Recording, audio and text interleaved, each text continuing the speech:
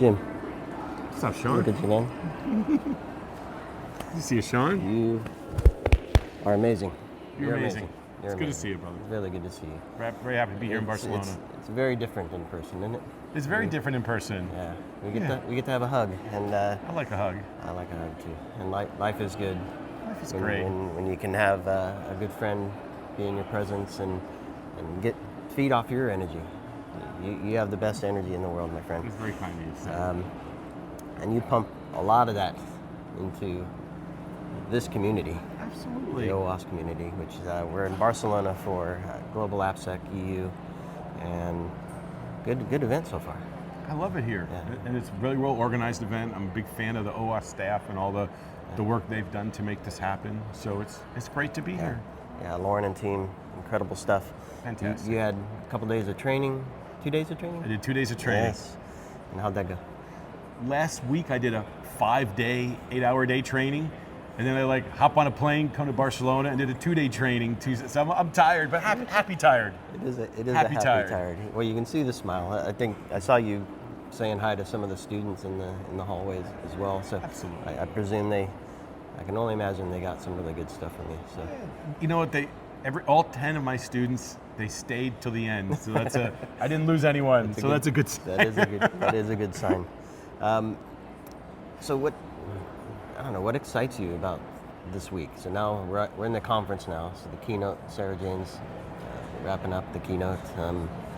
What are your thoughts on the theme this year? What are you feeling? The theme is AI, of course. I mean, Yeah. it's taken over all of technology, but I admit I'm extremely excited about artificial intelligence for how it relates to our industry of application security. I think it's a chance to really win in a lot of ways if we embrace this technology properly. So I'm gonna start with this. It's been on my mind for the last few days, and I've been asking a couple of people after I talked to them, but I'm gonna ask it at the beginning here, because I feel, and if others watching the other episodes, they may have heard this already, but I feel with AI as a tool given to developers and security teams that it's based on what's already been done, and therefore the outputs are created based on what's already been done. And I'm just wondering how creative will we be? Because I feel we're going to have this common denominator world where all the apps look the same and act the same and function the same, and then there will be some people, I believe, that bring the creative mind to it, but that number, I think, will be smaller as we move forward, and I think we end up in this world of, now this is a big picture view, I also apply it to just application development as well. So your thoughts on that? Do we end up with a world that's common denominator okay? I think in the short term, you're going to see some of that. But as AI technology advances, I think we're going to enter an era of even more creativity. For example, right now, when I'm using certain AI tools, the user interfaces are similar for certain tools. But if you look at the bleeding edge of how user interface developers are using AI, I've seen some prototypes from customers of mine where they're using AI based on the behavior of the user interacting with their user interface. The user interface dynamically adapts and modifies itself to be in sync with that user behavior. So every single user of this user interface has a different experience based on their custom behavior. And this was not very possible that long ago. Right. And so that's what so right now I do agree with you. A lot of the application dev tools where I don't need to code, I just can I can prompt how to build an app, they have a lot of similarities. But that's just the short term. Okay. This tool is gonna advance dramatically, and through prompting and through user direction, it's gonna be this great creative tool that has infinite possibilities for us. Right. But it's gonna take a while to get there, I think. Okay. So when you're doing your training at organizations and conferences and whatnot, who's the primary audience? Are they engineers? Are they AppSec people? Are they security people? My audience is always 99% developers. Okay. There's a few security people, a few product managers, some AppSec people who usually brought me in will attend the class. But my audience is 99% in the field, hardened software developers building apps for big enterprises. Okay. So what do you hear from them in this regard in terms of the use of AI, and are they using it to streamline and reduce effort, or are they trying to figure out a way to be creative with it as well? I have a jaded view. Like, let me take a step back. A lot of my customers, they bring me in when they already want to teach their developers how to do secure coding. So I tend to interface with companies who have a bit more maturity in the world of AppSec. Right. And the last couple of customers I taught this year, I've been teaching them for almost a decade, big companies, right? And what I'm finding is they've embraced DevOps. They have a lot of rich scanning technology, and the low-level technical bugs that used to haunt them is almost not a problem anymore. And it's going away. And their problems are now like business logic and access control and some of the non-scannable things. So I was seeing like AppSec as a discipline start to fade a bit in terms of its importance. So about 2 years ago, in terms of bugs. In terms of like training and wanting research and the bugs that they're finding, it was becoming at the technical low-level bug level a solved issue. And they begin in the last year or two, they're focusing their attention on access control design, which is not really scannable for a lot of reasons. And so I saw I'm thinking of business workflow too. How do you assess that? Exactly. This requires like the human element. So about two and a half years ago, I saw this trend. I'm like, I'm not certain if AppSec education is going to continue the way it has for my company. So I began researching AI security, and I spent an enormous amount of time building a full AI security curriculum when people, both business partners and partners of mine, were telling me that this is garbage technology and you're wasting your time. And I heard that from literally everybody in my world about 2.5 years ago, 2 years ago, and I charged forward and I built a whole AI curriculum and been studying a great deal prompt injection, data poisoning, the whole AI life cycle, the provenance of like training data and training models, and like I've been immersed in that for years. And this year, 90% of my classes are all AI security. It's AppSec flavored AI, so a lot of AppSec modules and a lot of AI modules. So AI, in terms of what developers want to hear about, what companies want to be taught, is a really big deal right now. And do you see we see a lot of change in how apps are built, a lot of open source, a lot of services and API driven things. Agentic AI is another trend or fad, or I don't know, what are you seeing on that? So if you put like a AI coding tool in the hands of an average developer, they're going to get on average, what we saw from the keynote just now, a 55% boost from a large study that she was citing. Now, but if you put AI in the hands of a senior developer or a senior architect who's been grinding out code their whole life, and you give them some tools of how to use AI more effectively, the actual performance boost is radically bigger. So AI as a tool for coding is here to stay, and it's only going to accelerate in capability. But there's one big problem. AI writes horribly insecure code. And I'm going to do a demo in my talk today where I'm going to show Claude, Gemini Pro 2.5, OpenAI, the O3 Mini High coding model, Copilot, and Grok with deep research. And I'm going to show all of them building React applications, and all of them are making fundamental security mistakes that aren't even advanced, that are basic. And so that's the problem. These AI engines they're pulling from a repository of code that's not itself good security properties. So all of the major AI engines, all of them are writing back to low-level technical bugs again. And this is a step back in a lot of ways. That's kind of what I was alluding to as well. So So how, I know you've obviously been doing a lot of work to write curriculum and help train people. So you're going to do this live. You're going to point out, here's all this stuff, but you also have a flip of the coin there for folks too, right? So, I don't really think of myself as like a big thinker. I'm not a threat modeler. I'm not a manager. Like, I focus on learning low-level, technical, secure coding tricks. Let me give you some example. This is like nitty-gritty, stuff that no one really cares about. Here, React, the big user interface framework to build a web application. Here's 3 rules. If you're going to use dangerously set inner HTML, then run that content through DOM Purify 3.26 or higher, the current version. There's a rule. Here's a second rule. If you're going to use create element in React, and the argument is a type, and that's untrusted data, that doesn't get escaped. You have to do allow list validation on a legal tag name. And here's a third rule.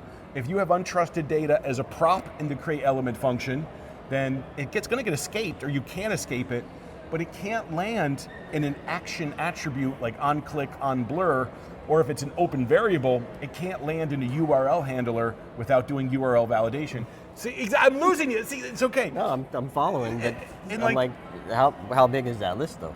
It goes on and on and on, right? This has been my trade for the last 20 years, is building curriculum that discusses these like actionable secure coding techniques. And I've been collecting these for, again, almost 20 years. And I'm looking at AI writing insecure code. And I'm looking at my courseware with all these nitty-gritty details that, frankly, only developers care about. And I put it together, and I've been building prompts for all the major frameworks that use these nitty-gritty rules to teach AI how to write secure code. And when I first did a demo for myself, I'm like, I'm like, well, I should try this. I should give this a try. And I wrote my first prompt for React, and I gave it a go. I remember I dropped my phone, like watching the screen do all these controls that I wanted to do. Like one of the first times I tried this out, and I'm like, oh, I got to keep doing this. And I remember I was up for days drinking coffee because I had this inspired idea, building prompts for Django, for PySpark, for Vue, for Svelte. I wouldn't stop. I just kept going. I kept going for days, and now I have this set of prompts for every major framework that I've been working on the last 20 years to get it to write secure code, converted it to Markdown so it works in Copilot well, and I'm like, I gotta do something with this. You have to do something. And I'm not too worried about competition because most people in the security space, they're doing AI for attacking. They're doing AI for security testing. A lot of people doing AI for threat modeling and architecture. There's just not a lot of people who've spent a lot of time focusing on the nitty-gritty, boring, secure coding rules of frameworks. So this is exciting to me. That pumps through you every day. Exactly. So this is I feel like it's like a whole new career. AI has helped. On a global level, it's got a lot of implications. On a personal level, though, I feel like my career is starting over again. I got a whole new espresso hit to be excited about doing application security with AI flavor again. Yeah, Jim Manico on Adopia. Yeah, exactly. I'll give you one more too. All right, please. So the ASVS standard, the Application Security Verification Standard, V5. They're just about to release version 5 on Friday. Yep. This is primarily the work of Ilar Lang and Josh Grossman. Yep. They're the two main committers. I'm one of the project leaders. I'm the top third committer, but I really want to acknowledge that Josh Grossman and Ilar Lang, they put the blood, sweat, and tears into leading this and making it happen. Yep. They're the real leaders of ASVS 5. I'm a leader. I'm like LINO, leader in name only, right? And so I got a lot of commits. I hassle them a lot, but my passion for it's fading a bit, right? I think it's great work. It's important. Done a lot of AppSec though, and so I'm like, I literally asked OpenAI. I'm like, we've been talking about, ChatGPT. We've been talking about application security for a long time, and I need something to do. What should I do? They're like, Jim, AISVS, get started. So I'm like, really? I'm like, bing. So it wasn't my idea. It was ChatGPT, my little advisor agent, advising me. It knows who you are. Yeah. So I proposed the Artificial Intelligence Security Standard Verification, the Artificial Intelligence Security Verification Standard to OWASP. I went through the political approval process and waited for the proper approval. I got it from the project committee. Nice. I got 200 volunteers. Look at that. I got a co-leader and another potential co-leader. By the way, Otto, you're awesome. Someone randomly shows up and has been contributing well. Yeah. And we've already released version 0.1.